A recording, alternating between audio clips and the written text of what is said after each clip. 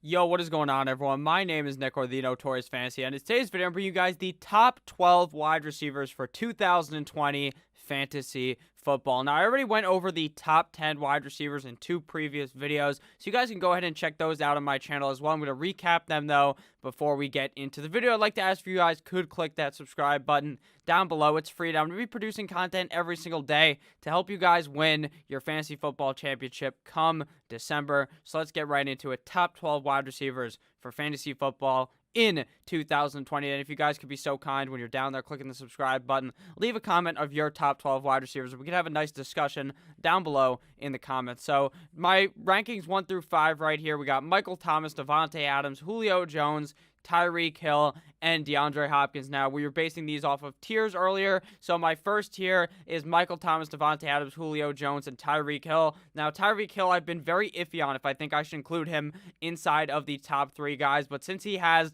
that game-breaker skill where he could really put off a game where he wins you the fucking week by scoring like 35, 40 points, I think he belongs up there with the big dogs at 1 through 3. So at number 5, starting off tier 2, we have DeAndre Hopkins, and then the next couple of guys, Chris Godwin, Kenny Golladay, DJ Moore, Allen Robinson, and Mike Evans. All 6 of those guys are all in the same tier with each other in tier number 2. So now we're going to begin with tier numero 3. At wide receiver number 11, we have Cooper Kupp, wide receiver of the Los Angeles Rams. FFPC ADP in 2020 is 49.4 FFPC. What that is those are higher stakes types of leagues being played on that website. ADP means average draft position, so he's getting drafted at the 49th pick of your fantasy football draft. He is 6'2", 204 pounds, and his workout metrics are not very hot. 24th 40-yard dash, 38th percentile speed score, 5th percentile burst score, 90th percentile agility score, and a 45th percentile catch radius, but that does not tell the tale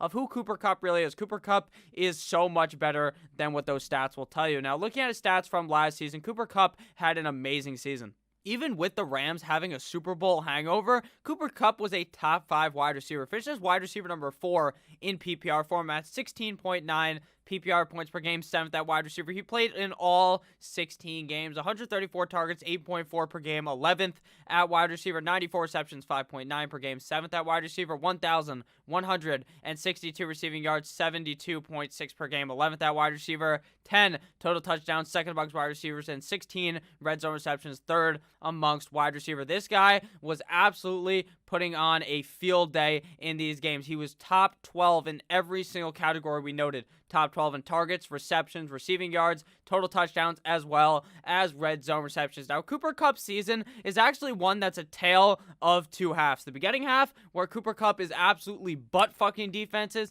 and the second half, where Cooper Kupp is just scoring touchdowns like it is his job, which it obviously is. So if we go ahead and bring those up right now, you can see that what I just stated was very, very evident. Week 1, 11 points, then 17, 33, 26, 26. And then after week 5, it started to go downhill. 5 points, 11 points, 35, and then a goose egg, 8 points, 9 points, 18, 14, 16, 13, 22. If you notice, all of those games where he's going off towards the end of the year is because he is scoring touchdowns.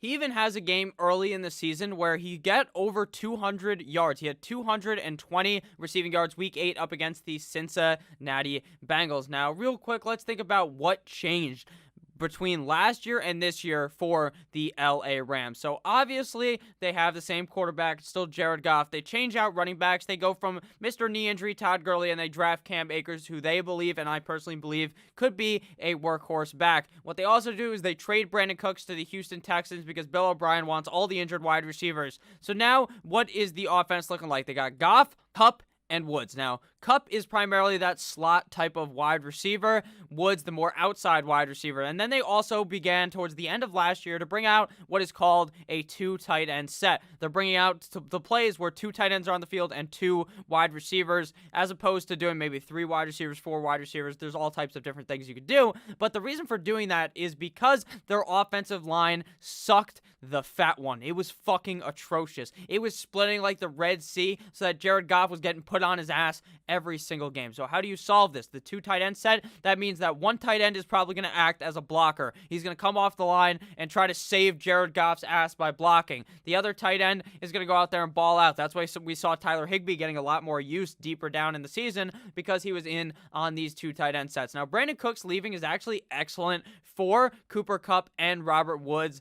Them both. I actually think Robert Woods is going to have a great year as well, but Cooper Kupp just seems to be the super safe guy. This guy is a straight up beast on the LA Rams. We saw a few years ago, Cooper Kupp was easily one of the best wide receivers in the league, and now he has stayed as that. He actually broke out my freshman year of college, which was in 2017, and he has just been a beast ever since. I think we see an amazing version of Cooper Kupp this year, a receiver who is going to be seeing a shit ton of touches in an offense that is very well run. Obviously, you didn't hear a lot about Sean McVay last season. Last season, no one was talking about him because he wasn't playing all that great. They kind of figured out how to stop Sean McVay, and then what Sean McVay did, he changed. He figured it out. He's a smart guy, so now they run into 2 tight end sets. So we can actually go back into the stats that I was just talking about earlier about how his first part of the season is really good, and then the end, it was kind of a bit verklempt. It was a bit fucked up. So if we look at Cooper Kupp stats, in split is the first 5 games of the season, week 1 through week 5, and the rest was the last 11 weeks of the season. Something interesting to note here is obviously he was much better in those first 5 games. In the first 5 games of the 2020 or the 2019 fantasy football season, 19.1 half PPR points per game or 23.2 PPR points per game. His target total was 12.6, receptions 8.2 per game. His total touchdowns was 0.8, and his receiving yards were 101 out of split. The back half of the season where he was just looking like some donkey fucking doo-doo, 11 points versus the 19 that we saw at the beginning of the season per game in half PPR. 14 versus 23. 4 receptions versus 8. 6.4. 5 targets versus 12. He fucking doubled his target number at the beginning of the season versus at the end, and then almost doubled the yards as well. 59.64 versus 101. So I think we're going to see a lot more of the Cooper Kupp we saw earlier in the season. I think without Brandon Cooks, we're to see Cooper Kupp absolutely tear up some defenses. I think that a lot of people are underestimating Cooper Kupp due to the fact that so many people love Robert Woods. Then I honestly have been doing that myself. If you notice in my mock draft videos that I do, someone drafts Cooper Kupp, and then no later than 5 picks later, someone goes, holy shit, I need to draft Robert Woods. They go right next to each other. It's like peanut butter and fucking jelly. They can join together in the same round. I believe that Cooper Kupp is easily a top 12 wide receiver this year, and a lot of people are overlooking him due to the fact that his numbers later in the season, while he still finished as a top 4 wide receiver, just weren't as good as his start of the season. Now, looking out here, we got wide receiver number 12, Adam Thielen of the Minnesota Vikings, 49.92 FFPC ADP, 6'3", 200 pounds, undrafted out of, now he is a Minnesota Viking. 4.54 40-yard dash, 52nd percentile wide receiver, 96.7 percentile speed score, 121.2 percentile burst score, 11.26 percentile or 47th percentile agility score, 50th percentile burst score, and 68th percentile catch radius. If you guys have enjoyed this video thus far, I would really love if you could click that subscribe button down below. I'm going to be posting content every single day, like I said, to help you guys win your fantasy football championships. Now, looking at Adam Thielen's numbers last year, they were absolutely fucking atrocious. Adam Thielen only plays 10 games, finishes as wide receiver number 63, 11.4 PPR points per game, 42nd at wide receiver. As Kirk Cousins would say, you don't like that. 48 targets, 4.8 per game, 81st at wide receiver, 30 receptions, 3.0 per game, 81st at wide receiver, 418 receiving yards, 41.8 per game, 76 at wide receiver, 7 total touchdowns, 13th amongst wide receivers, and 5 red zone receptions, 42nd amongst wide receivers. So what caused Adam Thielen to miss time, and why did he not look like that alpha wide receiver that we're used to seeing out of Adam Thielen? If we look at it here, we can see that he had a thigh hamstring sprain. Grade 2 happens week 9, I believe, up against the San Francisco 49ers. He misses 4 games, and then after that, his numbers looked absolutely atrocious. Looking deeper into that, the first 7 games is before his injury, the last 3 is without, and that's what really drove his numbers down. 7 games before he ended up getting hurt from weeks 1 to week 8, 13.56 or 13.53 half PPR points per game, 15.46 PPR points per game. His receptions was 3.86 per game, 0.86 touchdowns a game, 5.71 targets, and 55.86 receiving yards. But once he came back from his injury, he faltered like no other. He's like trying to put a baby on ice skates and try to have him skate around the hockey rink against fucking Wayne Gretzky. 3 games after that, his injury, 1.57 half PPR points per game, 2.0 PPR points per game, 1 reception per game, 2.67 targets, and 9 receiving yards. So obviously that really tells the tale of the back end of his season not being too good. But before he got hurt, he was playing very good. So what happened from Minnesota back then to Minnesota now? Minnesota then was a very heavy run team. They love to run the rock. Now, I don't think that necessarily changes. I think it might actually go back a little bit. Now, obviously, right now, I have no fucking clue about Dalvin Cook. I'm just going to assume that Dalvin Cook plays a majority of the games. He may end up getting hurt like he always does, but I'm going to assume that they figure out this holdout stuff. So they're going to run the ball a decent amount, but they get rid of a big piece in this offense. They get rid of Stefon Diggs, and they ship his ass to Buffalo. They send him to the frozen tundra, even though it's already fucking frozen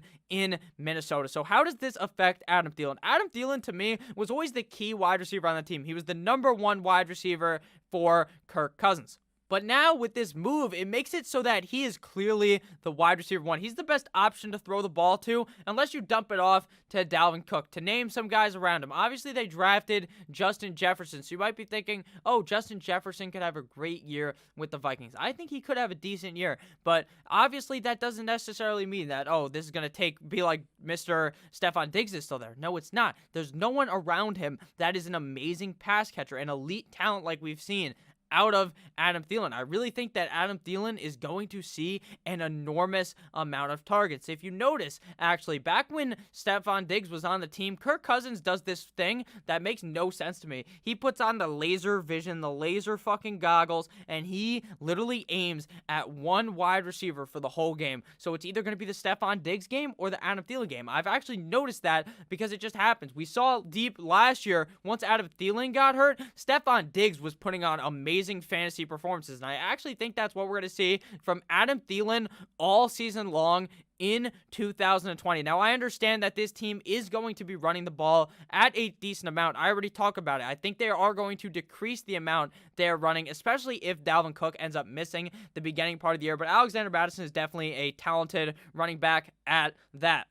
They still have Mr. You Like That Kirk Cousins under center, so I think that Adam Thielen is bound to have a top 12 season. To go back to former Adam Thielen, something interesting is that 2 years ago in 2018, Adam Thielen, for the first 8 weeks of the season, was the number 1 wide receiver. This guy was easily the most valuable fantasy option in fantasy football at the wide receiver position. I think he may end up going back to that this season in Minnesota. So if you guys ended up enjoying this video, please make sure to click that subscribe button down below. And we can talk about any of these guys down below. You want to talk about Thielen, you want to talk about Cooper Kupp, or you want to talk about any wide receiver, any player. I'm always happy to talk to you guys down below in the comments. I try to make it so that the comments are very nice. We all have fun. We talk shit about each other. Not really about each other, just to each other about our takes. Like, fuck you for liking Stefon Diggs. Fuck you for liking Cooper Kupp. It's just an all-around fun time down there. We're all a bunch of alpha males. So have a great rest of your day. Shout out to the couple of females that watch these videos. I love you all. Have a great rest of your day. Make sure to click that subscribe button